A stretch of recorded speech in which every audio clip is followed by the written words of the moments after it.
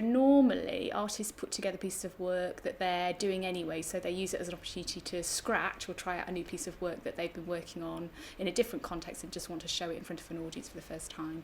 But for us, we wanted to do something specifically World Shakespeare Festival. The starting points that they've used are really diverse. It literally has been using themes or characters or sort of an idea out of a small concept, things that we talk about from Shakespeare's language or stage directions that we use and we don't even realise where they come from, those sorts of things. So with Caroline and Ed's piece, she's going to arrive on stage having got washed upon a shore like the Tempest. It's called A Little Thing. Good evening, ladies and gentlemen. Trying to take the logic of Shakespeare's comedies, particularly when it comes to, you know, the cross-dressing where no one bats an eyelid and everyone just assumes, yes, of course this is a young man with a high voice. And seeing how you can play with that in front of a modern audience, not in Shakespeare land. And not directly referring to it, like maybe playful little hints. Neon sign flashing in the bar window saying Illyria or something. Bar Illyria, yeah. Subtle. But then, well, it's more for our entertainment than like flagging it up to anybody else.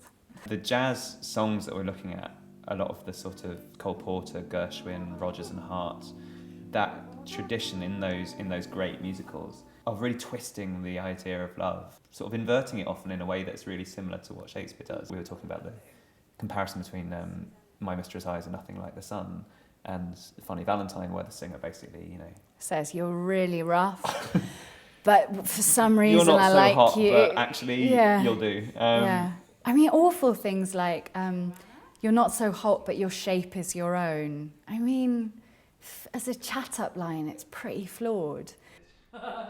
The piece that I'm bringing to the festival is called When I Was Old, When I Get Young, inspired by the famous 7 Ages of Man speech. And what we're doing is working with a group of local residents who've come forward to volunteer their time and their stories.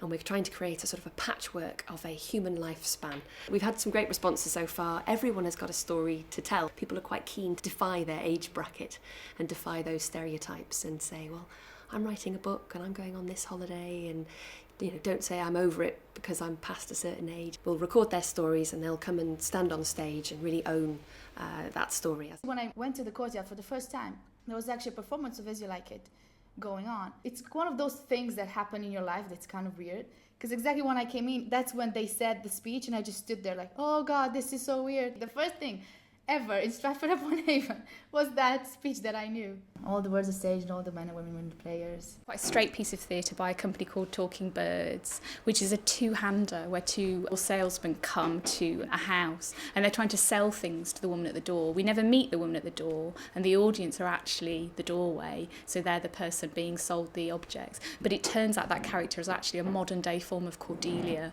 and they talk about her relationship with her father and they sort of imply things aren't going very well. We've asked them to look at how Shakespeare impacts on them in terms of contemporary culture, how it sort of feeds into the way we are today.